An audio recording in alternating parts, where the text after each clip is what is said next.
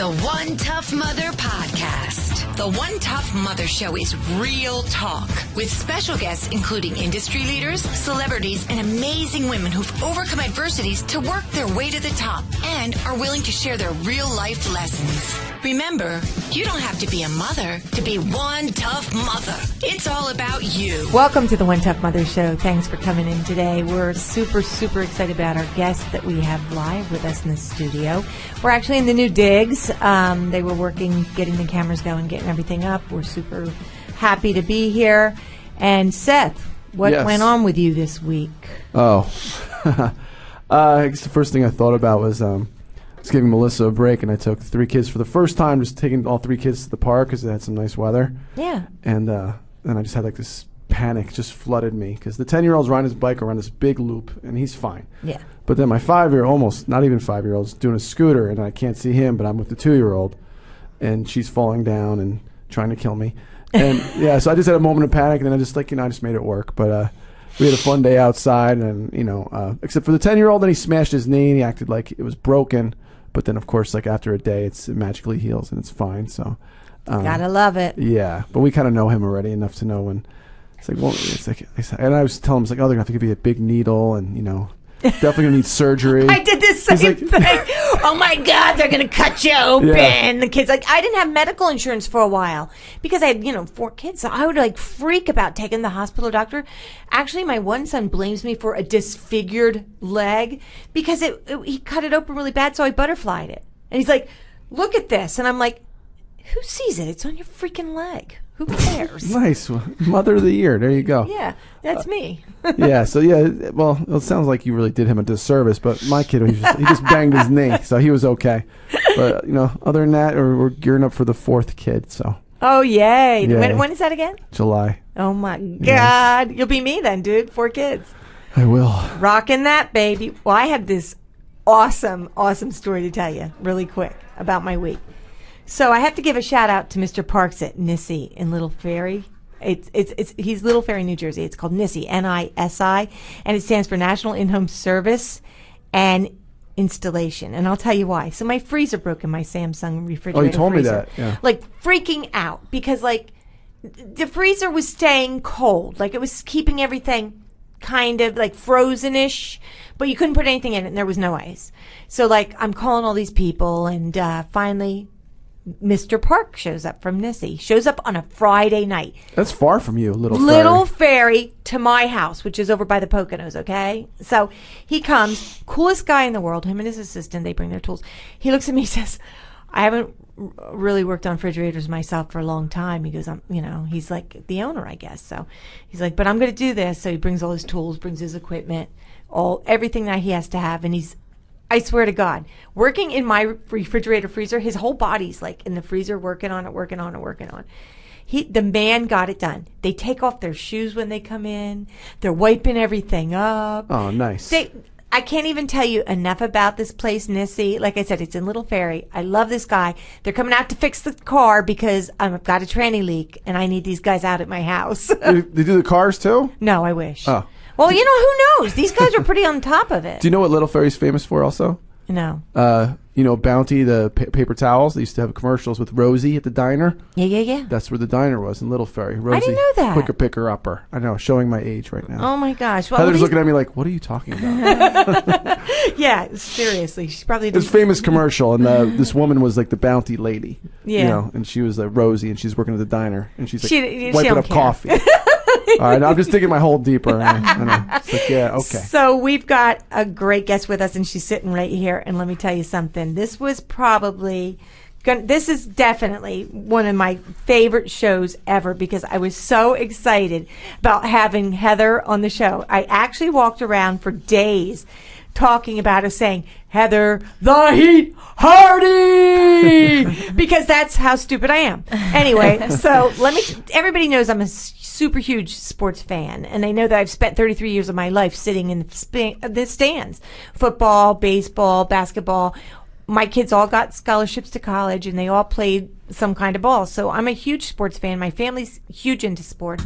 So when Heather accepted my invitation to be on my show, I was like so freaking excited. I called my kids. I'm like, oh my God, this is the coolest yet.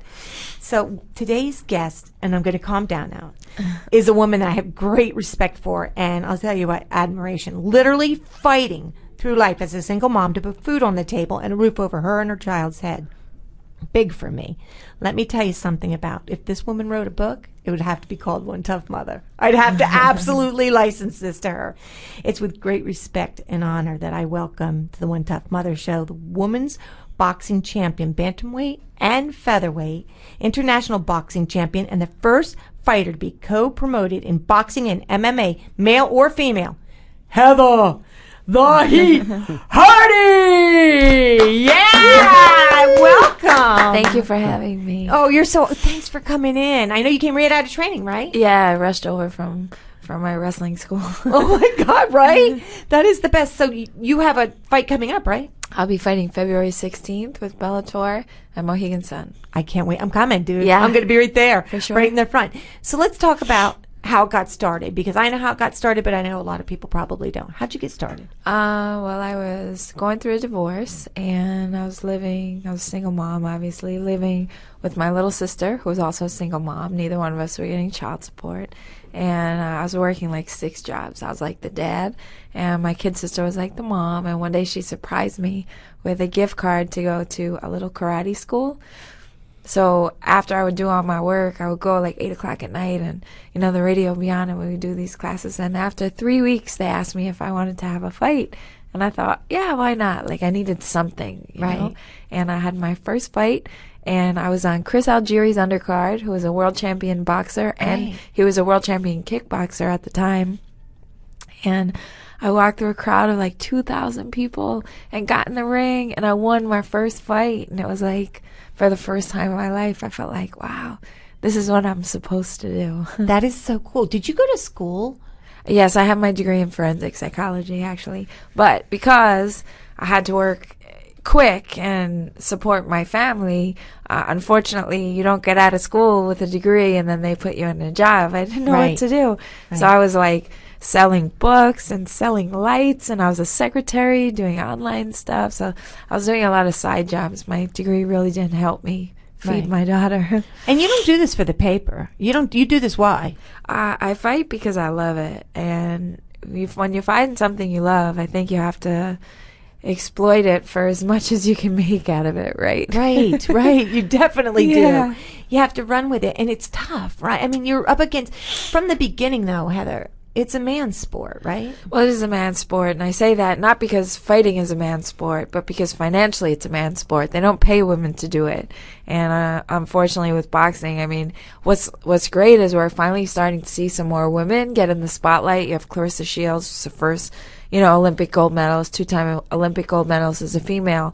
But it's only 2012, right? That women were allowed to box in the Olympics. So we're so many steps behind, and I have so much further to go. Right. And they've got to recognize that, because it is a woman's world now. It's coming. I know I speak to a lot of my friends, and they'll be like, it is a woman's world now.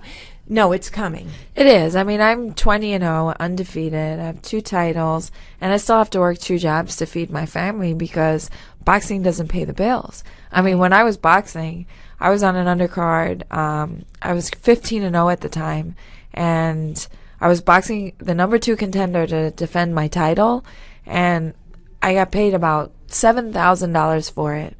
And the guy who got in the ring 5 minutes after I walked out of it made $150,000 with the same record as me.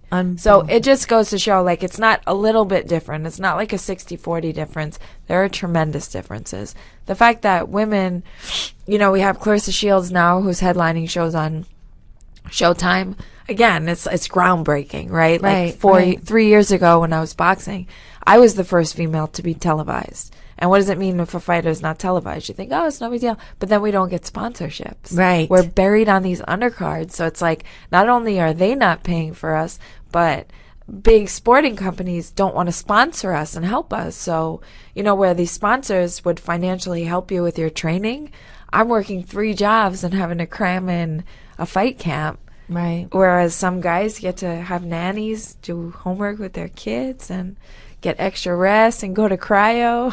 Well, it's amazing that you've done so much. In take us a little bit down your background. Like, what did you don't go home and say I'm going to fight? Like, how does that work out? I grew up in Garrettson Beach, which was a really small community in Brooklyn.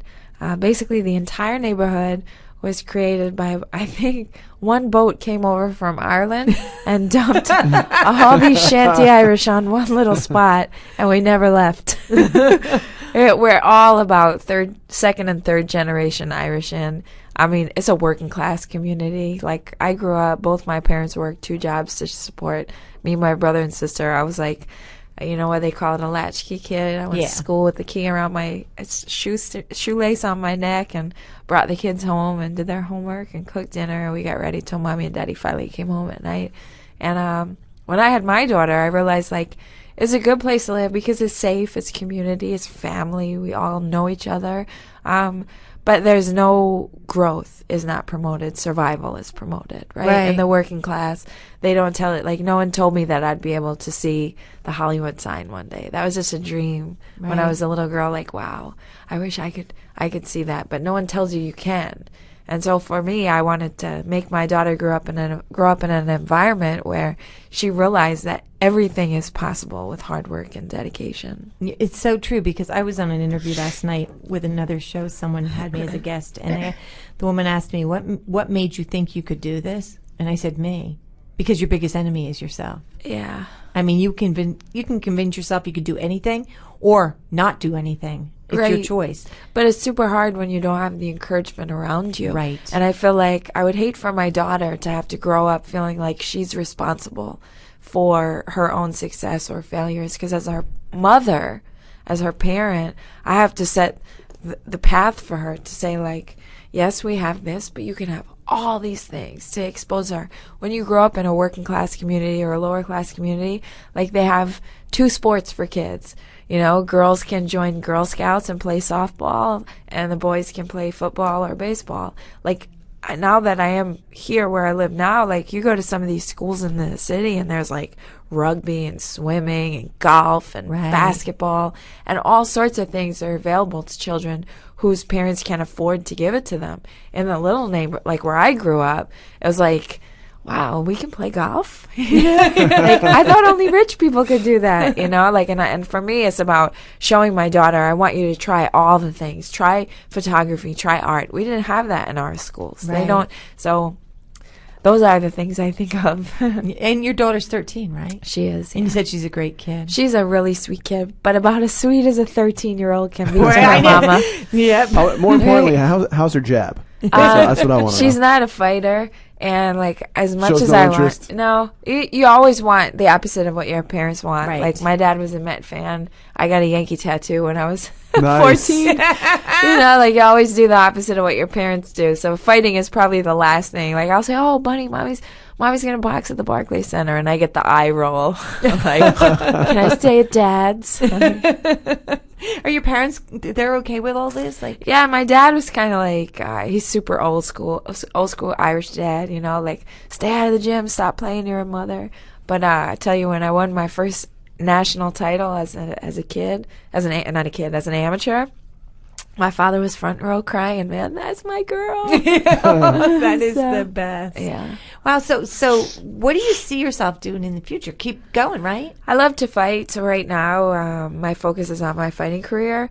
But in the future, like, there's nothing I love more than to teach a little girl to punch with her knuckles. I have a whole team. I teach lessons at Gleason's gym and at Shadowbox and have a bunch of clients. But my favorite are the little girls who come in and they want to learn to punch and they want to learn to fight.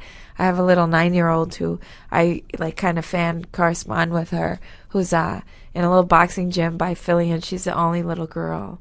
And my goal when I started was, they had told me when I had won nationals and I won Golden Gloves and I did all these fights, and I said, I'm going to turn pro. And all the girls were like, well, you know, you're never going to make any money out of this, so it should only be your hobby. And from that moment, I realized I wanted to dedicate my career to having no little 12-year-old girl feel like she's wrong or out of place because she loves boxing. Right. So, right. I mean, if I could do something with that. I think that would be great too, right?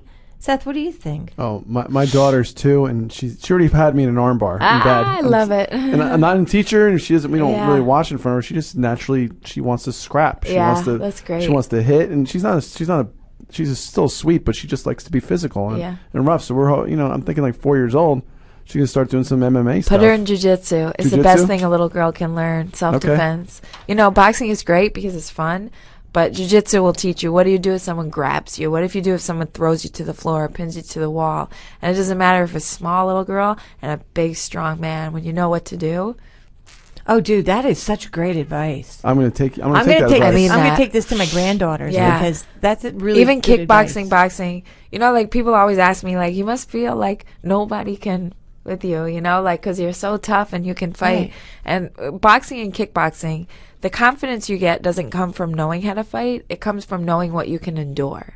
Right? Like I always say, like I can take a bigger ass whooping than most women can ever give. So I know I'm safe, right? And that's what fighting teaches you. Jiu-jitsu actually teaches you self-defense and strategy. And It's great advice, dude. I'm going to do that for my granddaughters. That's great advice. Because even my grandsons should be into it. Everybody should know how to defend themselves. yeah. I just Absolutely. called up all the girls in my family. One of the girls that I teach was just assaulted on the train, and I teach her boxing. And I felt so responsible. Like, I wish I would have showed my boxing girls, like, a few self-defense moves. So I sent a big group text to, like, my aunts and my mother, and I was like, pick a day, girls, because I know too much stuff that I would feel responsible if something bad happened to you. And you know, with the big Me Too movement and everything that's Yeah. happened recently, obviously you've probably talked about this already. I'm sure people have asked Yeah. you. You feel like this is something, that not just women, but all like men, women, and children should know how to take care of themselves if they're ever in a situation. I mean, I truly believe that. Like, it doesn't matter. Like, it could be me and you. You might be able to overpower me, but if I'm smarter at fighting than you, you're not going to be able to submit me or we're not going to test that out. Right. today. Right. Yeah, we're good. And what's what happens is these girls are in their teens and they think they're all badass and they think they know what's going on because I had one. And I remember my boys are like 6'4", 6'5", and they were all bodybuilders. So I would say come out and grab them from behind and hold their arms down. You don't know how to get out of that. You don't know what to do. That's what it teaches you. Right, it does. It teaches you where to put your thumbs, how to get your elbow in, like how to turn someone's body around, get under their arm and behind their back. Very small, simple movements that anyone can do. Dude, I want to do it. So you're saying jiu-jitsu is that's the discipline you would pick? 100%. Like if my daughter said to me, "All right, mommy, I'll do one thing," I'd throw her in jiu-jitsu. Because my son just started. He's almost 5. He started taekwondo. It's his first thing. Taekwondo is incredible. Like the girl who broke my nose is a black belt in Taekwondo. So, I mean, that's an incredible discipline. But as far as self-defense, I mean, my money's on jiu-jitsu. Gotcha. When did you have your nose broken? My last fight. Oh, my God. Did you see the picture? No, but We were talking about it. Credit to your surgeon because he did a great job. Oh, she did. She- Yeah, Thank and you. she didn't have to even open her up. I'm getting in trouble there. Don't get me in trouble. I'm sorry. I didn't mean me, he. I just meant like the doctor. That's whoever it is. okay. I Yes. got to give her props. Yeah, she did a great did. job. I couldn't tell. The glasses cover it. It's still swollen, but everyone's like, "Oh, your nose looks great." I'm like, my nose looks great for an okay nose, but I had a pretty nose. I miss my pretty nose. You picked the wrong occupation for pretty noses. I know. She's like, I said to her, I had to have, when I had my surgery, I had to have them cut here, and they peeled my nose back to do the surgery. She said they didn't have to move with me. The hole was so big, they went right in through the hole. Yeah. I mean, I don't know, that's tough. So I'm just so interested. So as you were growing up, this is what you wanted to do? No, I never knew it's what I wanted to do. I never knew what I wanted. You just to were do. like going, just like normal kid going through life, figuring out. Play everybody's sports? telling Did you like? I played softball. I loved baseball. I was a tomboy, Like I Yeah. used to have dirt fights with the little kid across the street. I grew up. My best friend was a boy. We used to have rock fights and play war. So you like to scrap. You like to be physical. Yeah. And that's what it is. Like my mama, I grew up, not to say my mother was abusive, but she was just like an old school Irish mom. Like you got out of line, she'd backhand you from across the room, throw a shoe, and it'd follow you, right? Literally, My mom, there was right, no hiding followed it. you, yeah. And my mom's thing was like, if I crack you in the face, you look at me and don't you cry, or I'll give you a reason to cry. Like I grew up with a very tough in a tough family. Like, my mom made sure that nobody outside would break us.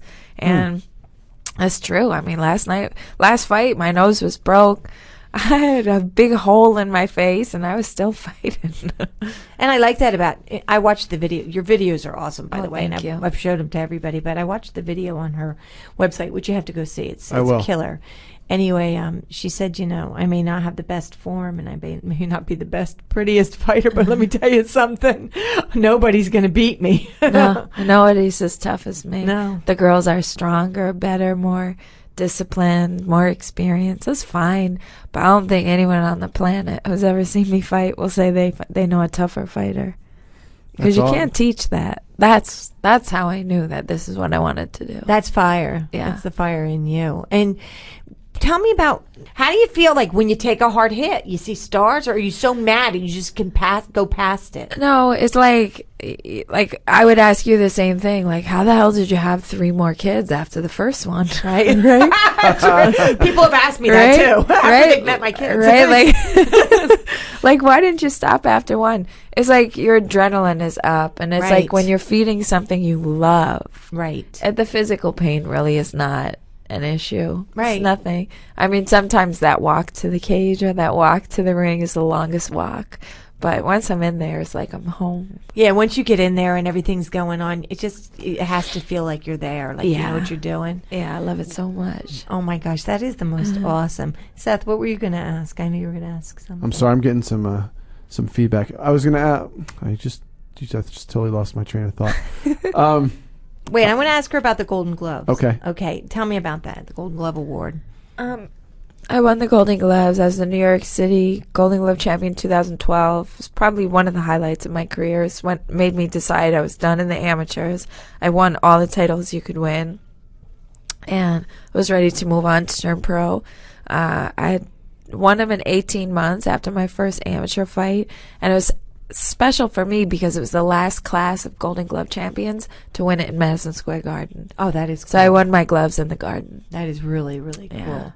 That's very cool. And you also, when you fought in the Garden at Bellator, right? Yeah, that was another, like, I always say that moment, winning that fight in Bellator in Madison Square Garden and being on my knees, hearing 30,000 people saying my name, Freaking out. that kind of passed childbirth Wow. for top 5s. Yeah. And my daughter is like, no, I get it, Mom. That's where Billy Joel plays his piano. I get it. That's pretty cool. Yeah. That's how, in athletes, even Taz, who does a show here, he said that was his one goal, is to go to Madison Square Garden, because Yeah. he grew up in Brooklyn too. Yeah. I mean, the Barclays Center is my home. I love boxing there, but for whatever reason, like, Nostalgia, history. yeah. I mean, I stood on the scale Muhammad Ali used to weigh in on. I mean, that was a big one. I got goosebumps. That's so true. And funny thing is, I know Muhammad Ali. He was a great Oh, is guy. that right? Yeah, he was a really cool guy.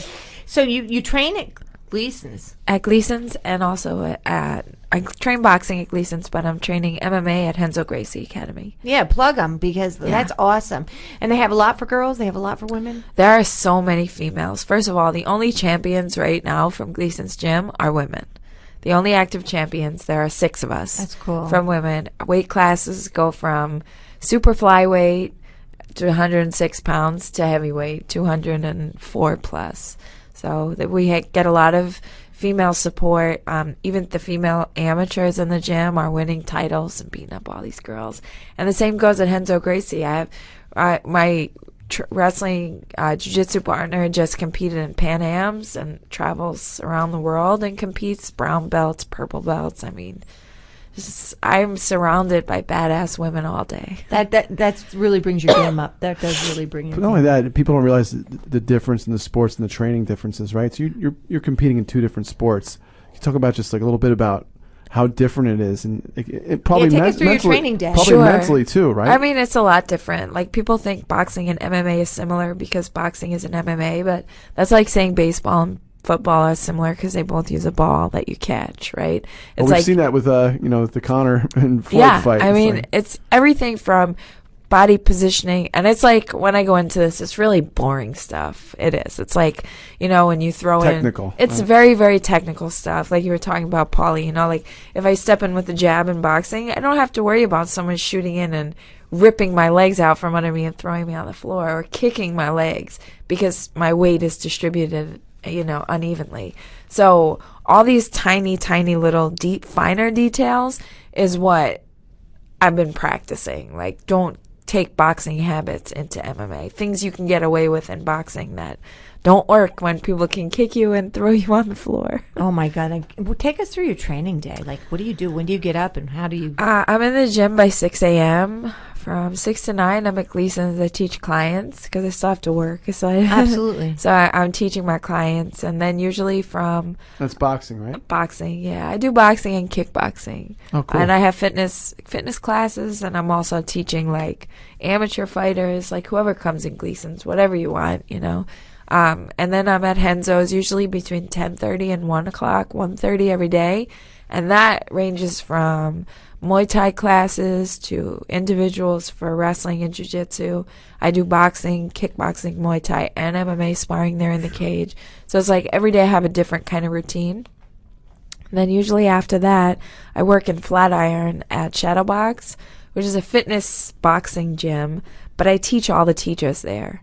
So wow. I go there and I have lessons there, and then I'm usually running home at 3 o'clock to pick up my daughter, do homework, get snacks, and then usually from like 4:30 until maybe 8 o'clock, I have clients again between Gleason's, and then there's another Shadowbox in Dumbo, so I'm running back and forth, and then that's between my downtime is when I'm doing like my strength and conditioning and my running and things like that. Wow, that's crazy. And then it's going to be tough that you're still doing MMA training while you're training for a boxing match. Yeah.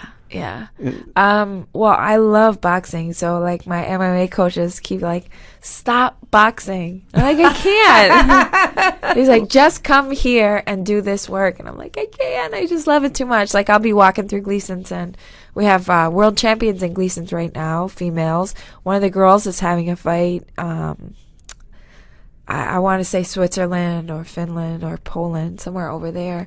And she asked me last week, can I get some sparring? I'm like, yeah. So I was doing 8 rounds of boxing sparring and running into the MMA gym. And my coach is like, my God, you don't listen.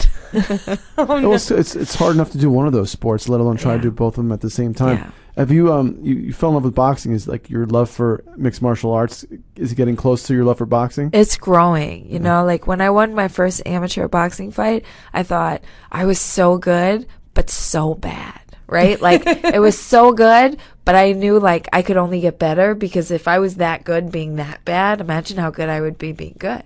So like it kept me in the gym to keep training and practicing and working and learning. And that's kind of how I feel about MMA. Like, my first fight was so good, even though I was so bad. And you loved it. Yeah. And you slide I love back, fighting. You slide back in your head, you're in an MMA fight, and you get so involved, the adrenaline's going, you have to slide back into boxing a little, don't you? Yeah, and like that's second nature, which is why I'm doing very little boxing training and more MMA training, because I'm going to be in the cage. So we want habits to come out naturally that are, for shooting takedowns and doing leg kicks and grabbing in for the clinch, as opposed to trying to find my range as a boxer. And when did you start MMA training in your life? A year ago. That's crazy. It is. She's competing with people who've been doing this for 10, 15 years since they're like little kids. That have pictures like Throwback Thursdays and pigtails in a gi. Right.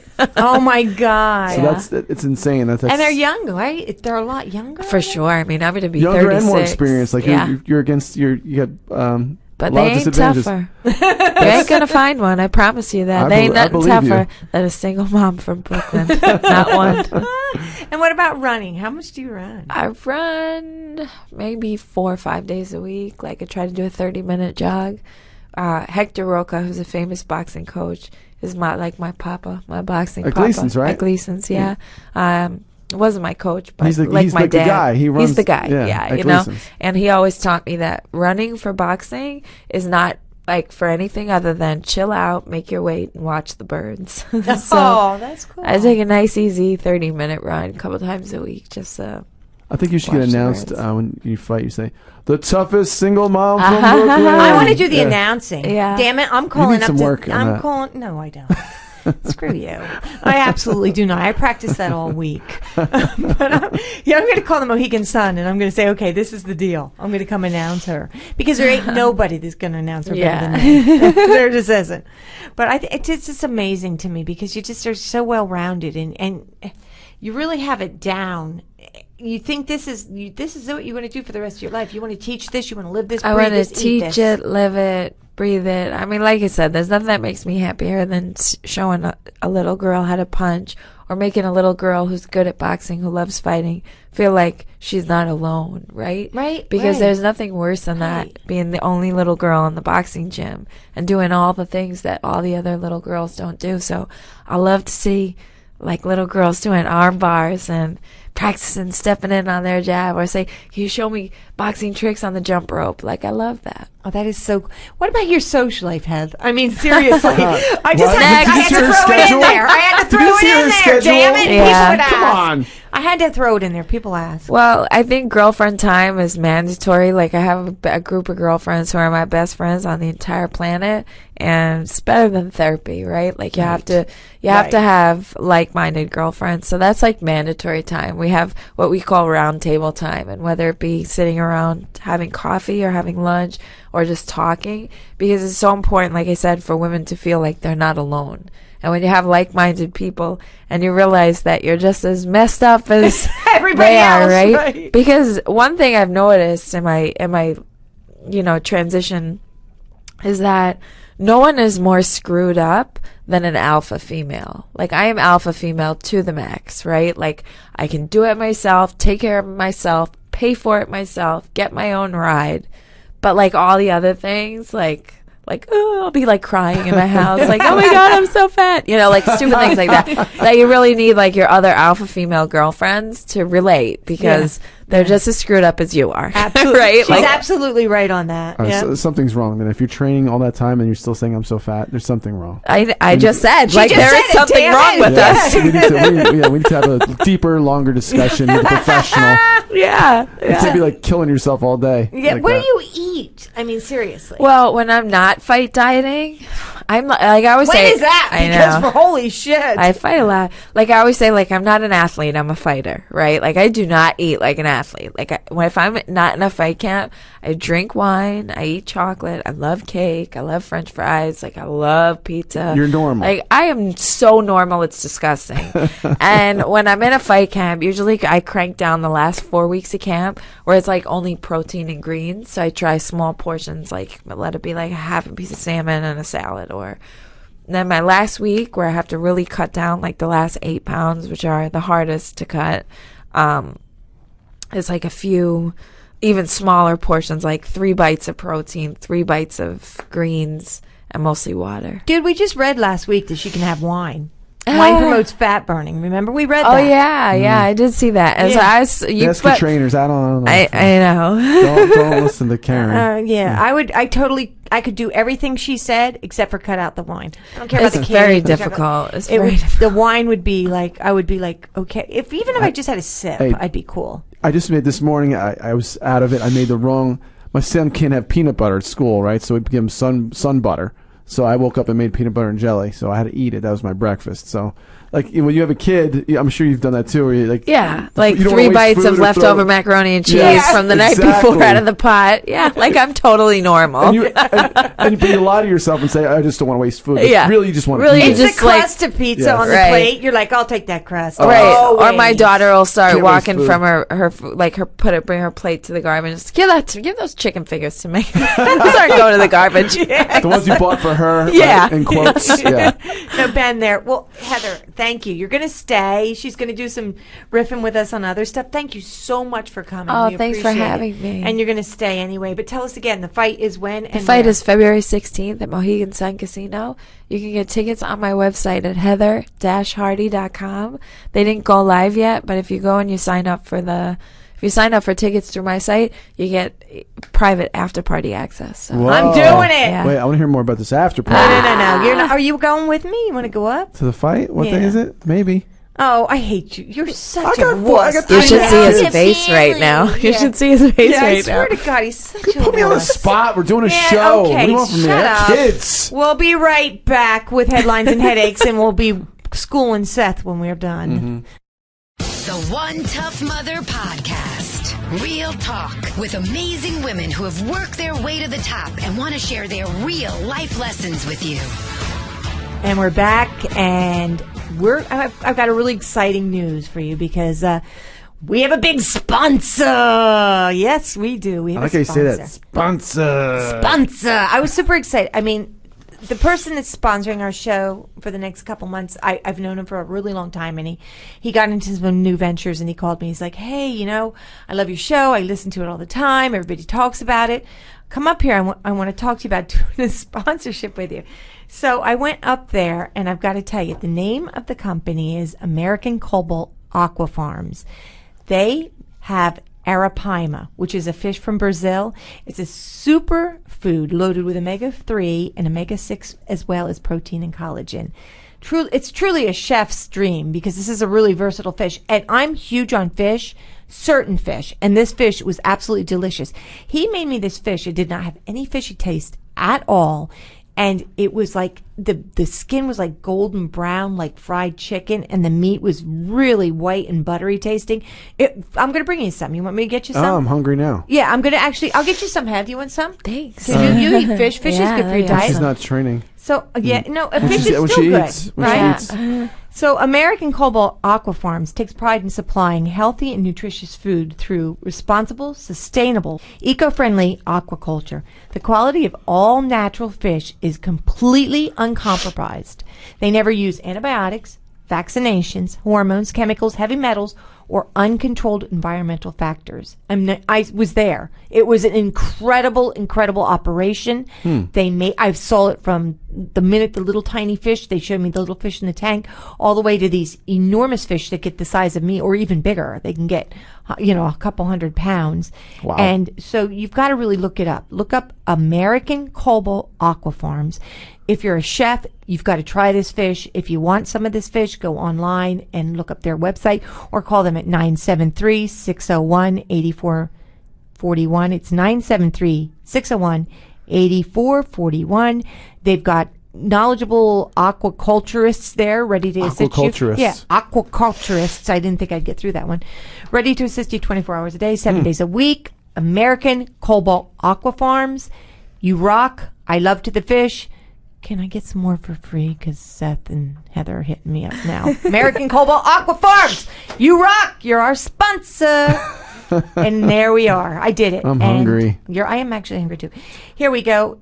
Seth is here, and I he's am. got headaches and headlines. Yeah, I do. We're going to start with a little somber news to start off. Obviously, our hearts break over the two high school shootings in 2 days. The first one, as reported by an NBC affiliate in Texas, a 16-year-old boy opened fire inside the cafeteria of an Italy high school in Texas. Yeah. The 16-year-old walked up to the female 15-year-old freshman, pulled out a gun, and fired twice. The boy has been charged as a juvenile with 2 counts of aggravated assault with a deadly weapon. The girl's recovering at a Dallas hospital. Her name has not been released, obviously. And the second one was a 15-year-old student opened fire Tuesday at a Marshall County high school in rural Kentucky, killing 2 people and wounding a dozen more, authorities said. Both of the victims, a girl who died on the scene and a boy who died of his wounds later at the hospital, were 15 years old. Kentucky Governor Bevin stated Tuesday that there's no good answer for it. There's 1,000 hypotheses that we're not going to go into. And unfortunately, we've had too many of these stories, Karen. I'm tired of it. I'm sick of it. And actually, I've told you before, both my oldest son is the superintendent of schools in a school district outside of Philly. My third son is the principal of a high school. Terrifies me. My daughter and my daughters, they all teach. My daughter-in-laws. It freaks me out. And I really say to my kids, like, are you kidding? Like, how much security? But Heather, you said it. Tell me what you said when we talked about this. I mean, my daughter is going into high school next year, and for me, the most important thing is not like what high school, it's what school is safe. And I'm almost willing to pay anything or do anything to get her into school where I know that I can send her off in the morning and she's going to be taken care of and looked after with attentive teachers who kind of spot out these things. I find it so hard to believe that nobody saw signs of maybe someone needs help. And actually, I Well, think how do that these too. kids Yeah. get access to guns? I mean, I've talked about this in the past on previous shows. Like the people who have legal or illegal firearms, you have to know what you're doing to keep these away from kids. They have the things you can lock with your thumbprint or whatever else. Like you need to lock these guns up as best you can. These kids cannot. We don't know. We're all parents, but you never know. A kid could snap. We'd like to think it wouldn't be ours, but Right. they shouldn't have access to guns. Right. I mean, Ever. that's And you don't know what's going to push them and what they're right. going on You in know, school. kids, as you have a 13-year-old, you know, like you said, like 13-year-olds are tough. Yeah. And the life is so, we knew we were teenagers. Life was so hard for us. Everything was such a big deal. You know, The part about this story that blew my mind is both of these schools were in really small rural Tiny towns. towns. I never Tiny. heard This of isn't Italy, like inner Texas. city. Yeah. And you know what? I try to figure that part out with Heather saying, well, you know, you would kind of see, if it was an inner city school, I'd be like, okay, there's a lot of kids, a lot of commotion, a lot of things going on. But a tiny town like that, I don't know. I'm not blaming the school at all, please, or the teachers. I mean, everybody does the best they can to make everybody safe. But where were the parents on this too? Yeah. I mean, you didn't see your kid was having a problem? I don't know. But anyway, we're really sorry about that, and we hope it stops. I just, it's hard to, what's the answer? That's the tough part. What is the answer? Keeps happening. Just almost every week.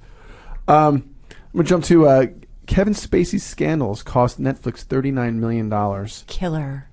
Killer. Unbelievable. We talked earlier about Me Too and just the harassment and what Kevin Spacey did, like it's basically pedophilia.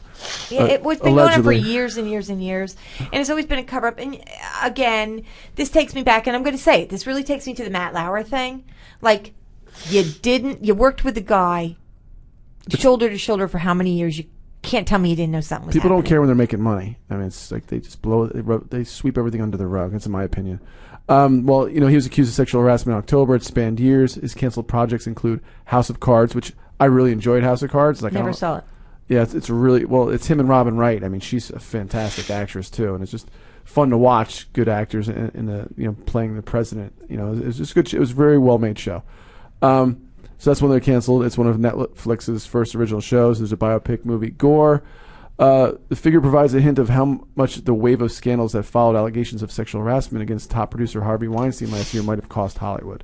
So It's got to be incredible. It's got to be incredible. well, that's there. You reap what you sow. You get what you deserve. If you're going to be money hungry and just let these, animals, run the zoo. Then Yeah. And there has to be an example set for people down the line for the next guy who thinks that he can use his power to overposition a female to think like, I don't want that to happen to me. Right, Right. exactly. Because now there's going to be repercussions. Not only are you going to get kicked off the shows, but we're going to tell everybody about it. So go ahead and try. Right.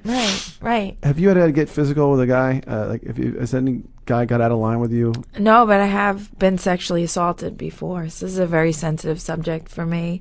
And the one thing that most women who are survivors, what they talk about is feeling so isolated and alone. Like no one will believe me and everyone will think it was my fault.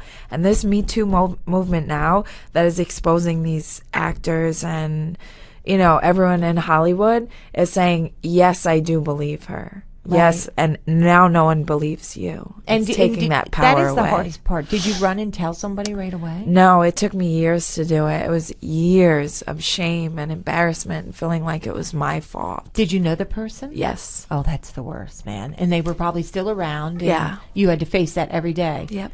Oh my God, that's the worst. And I've learned as I've known and had friends and people, it's so common. It is almost common. every woman I know has had a serious issue. But the truth is that only now is when the media is allowing us to feel like it's okay to talk about it, right? Like it's 10 years ago, it was a whisper. Like it was like, oh, that happened to you. You told your Oh, mom. Like we Or were you a told your secret sister. society, Right. right? It was almost a time too when you would tell your mom, and your mom would say, "Don't tell anyone." Bingo. You know? And that was the way they were raised. And that's not throwing shit Not on to your say mom. my mother did, Right. but it's very common. And Like- for me, because I've been so open with my assault, it's like I want people to feel like it's okay to talk. That is not your burden to carry; it's his. And you were a kid because Yeah. we have young girls that listen to I the was show. 12. A lot. She was 12. Unbelievable. So yeah, it just And like back in the day, it made like, well, that's just how men are. you know. And Oh, for sure. Yeah. And like without getting too political, but what was it? Locker room talk. right, Yeah. You know, He like said, it's time. Like Right. the time is up, right? Right. I Time's agree. up, babe. Time is up. Time is now. I agree. And that's what it went back to our conversation from earlier when we talked about women should know how to take care of themselves, and Right. mentally or physically. Though, Vocally to say no, this is not okay, Right. and it's okay for me to say no. Yes. Right. That's the part. It's okay to say no. It's Yeah. okay. All right, don't get Heather all fired up because All right, you're making we're about me a ready to little beat nervous. down. When she started taking off her top of her sweatshirt Yeah. and doing Cracking my knuckles. I'm an old man, Heather. Okay, We're probably the same age. I know. I got you beat. All right, let's move on before someone gets hurt. And that would be me. I saw a story about this, and it's a little scary. And we always think, when we talk about it, we think about it, but otherwise people don't think about things like this. Tsunami warnings issued after a 7.9 magnitude earthquake hit Alaska have been canceled. But even just hearing about Well, that, we just talked last week about the warnings that there Right. was going to be a ballistic missile dropped. right in Hawaii, yeah. I mean, the quake hit near Kodiak, Alaska at 12:31 a.m., according to the U.S. Geological Survey. Tsunami warnings were issued for the West Coast, which includes British Columbia and Alaska itself, as well as Hawaii. The alerts have since been canceled. There have been no reports of damages or injuries, CNBC reports. I guess we always think of what's going to be the end, what's going to happen. Like, what catastrophe is going to be so big? I feel a tsunami could feel like it could just take Hawaii out, right? I mean, Oh, absolutely. Well, I lived on Hawaii during Hurricane Iwa. I think I've said this in another show. And that's when the boats came up in Pearl. They came up into Honolulu, the boats that were in the ocean. And I'll tell you right now, it is very sobering to think that you're on an island. I mean, there isn't a lot of places you're going, dude. Right. And I really literally could drive around that island, around the perimeter of that island in like an hour and 10 minutes. And I would come home like every year, every other year to New Jersey just because so I could have feel like expanse because how Yeah. much, I mean, people are, oh my God, you live in it was paradise. I'm not taking that from it. I loved every second of it. We were military. It was the greatest. However, it's an island. yeah. So, what do you got going on next? We're gonna go head up to Tough Mother Mail. Okay, let's do Tough Mother Mail. But before we do, again, Yes. I want to definitely thank our sponsor, who is American Cobalt Aqua Farms. Please look them up. American Cobalt Aqua Farms. Now, can anyone is he serve restaurants? He serves anyone can order fish from him too. Actually, yeah. Actually, this is new. I think their site is relatively temporary because they just started this. I mean, not him. He's been in this for a long, long time. And he's built this expansive, beautiful aqua farm. But, I think you can call them and order it. And I'll bring some to you. You can try it because, you and I are always talking about health and we're always trying to stay healthy. And I loved it. I eat my kids' leftovers, yeah. Yeah, me too. So we're here with Tough Mother Mail, and we've got some letters, and we want to say if you have a question and you don't want to ask anyone, or if you don't care if you want to ask everyone, but write us, let us know, and we'll be glad to ask your question on the air, and we'll answer the best we can. Again, we're not therapists, we're not doctors, we're not lawyers, we're not anything other than tough mother and tough brother. We have some life experience. Yeah, life experience. Together we have probably, I'm not saying. Go ahead. And it's the first letter. Go, Yes. Seth. Dear One Tough Mother, I don't know what to do. My sister is doing drugs. She says it's only weed, but it's not. I've seen other crap, and people tell me she's using with her boyfriend and them. We used to be close. We did a lot together, but not anymore. Since she turned 15, oh God, she met that scumbag, and he changed everything. I barely ever see her and never know where she is. When she is around, she's high. I can tell because she sleeps all the time and never eats. She misses a lot of school, but she doesn't care. Both my parents work a couple jobs and don't speak much English, so they don't know what's going on. Don't tell me to tell someone because I'm not narking her out. Mom would die and my dad would kill her. I am freaking out because she's going to get caught or overdose and die. If she does, it would be my fault because I know and I don't know what to do. If I try to talk to her, she laughs and says, I'm stupid little brother and it's just weed, but it's not. I don't have anybody else. It's just her, and I don't want anything to happen. Signed, Not Stupid. Wow, that's really a rough one, and I've been actually in this position like this before, and I'm sorry that you don't have anybody else. And you say she's using, and when I hear the term she's using, that means heroin to me. I mean, that's the first thing that comes to my mind when I hear that. And I know it's really tough because your parents are working a lot and you don't have anybody to turn to. The only thing I can think of when I hear this, and I want to, believe me, as a mother and as an adult, I want to say run to your grandmother, your aunt, your counselor, run to someone and tell them. But you're pretty set on you're not narking her out. You're not narking her out by telling someone. You're not narking her out. Honest to God. I wouldn't tell you this if I didn't believe it. And believe me, you can trust me. Tell them if you can. I mean, you got to think, you got to get this off your chest. You got to help yourself. You got to go and tell somebody. The other thing I can think of is let her listen to the show, because you sound so desperate in this letter to help her. And you got to do something. She's got to do something. You have to tell somebody, because if she is using, it's a really, really dangerous road she's going down. Heather, what would your parents do if they found out you were using drugs? Or you as a found out teenager? somebody, your sister was doing it. What would you do? Well, that's the thing. Like, you're not knocking her out. You have to tell on her because you need your mom and your dad to kill her, because you Not have literally. to, not literally, right? But he said, like, Yes. my dad will kill her. Yeah, we know what you No, mean. Yeah. you totally need them to do that, and you need to take that off your chest, because your sister's problems. It's a little boy. This right? kid's like 12, Your 13, sister's 14 years problems old. aren't your problems, so you have to give them to your parents, because your sister's problems are your parents' problems, and they're the ones way better equipped at dealing with what's going on with her than you are. Absolutely. Seth, what do you think? Yeah, it's a matter of life and death. It could be, right? So it's your brother. It's your younger brother. You narking him out? Absolutely. Yeah. I would try to talk to him first, but it sounds like he tried already. And he's young. He's 13. She's 15, so he's 13 years You're old. not going to travel life with this guilt on your back. No, God forbid your sibling OD'd Yeah. and you knew and you didn't say anything. She's 15, and you're blaming it on the scumbag. And you know what? Okay, I'm going to go with that. At 15, you're a 15-year-old girl. Your hormones are rushing. Somebody pays attention to you. He says, "Do this, do The that." parents She aren't does around. it. Your parents aren't around. No. They both work 2 jobs. You know, it's a really tough road This that angers she's me. traveling. Yeah. But you got to tell somebody, dude. And here's the deal: if you just tell me, if you call us back, call us. Go on the website, write us. You know, I'll call you. Give me your phone number. I'll call you. We'll figure it out together. Because I'm not letting you swing on this one. I'm just not. Yeah, I mean, your sister can't be using drugs, and she can't be around a guy like that who's going to take her down the wrong path, because that could mess up your life forever, or you can die. I mean, Right. it's not something to play around with. Right. It's not. It's very major. Reach out to us, dude. We'll help you out. We promise. All right, you ready for the next one? Go ahead. Dear OTM, my friend owes me money and is not paying it back. Oh, I love these letters. I let her use my car, and she backed into a truck at the 7-Eleven parking lot. She gave the guy in the truck my name and number. Wow. Okay. Yeah. Her phone was turned off, and I told him to call her so she could pay him to fix it. He called, and he wanted $700, and she said she didn't have it all, so I gave her some. To this day, almost 3 months later, she hasn't paid me back. If I ask her about it, she says, I don't have it. On top of that, she never mentions the huge dent in my bumper. How do I get my money? How does she get her money, Heather? Well. Call Heather. Heather, pay a visit to your friend.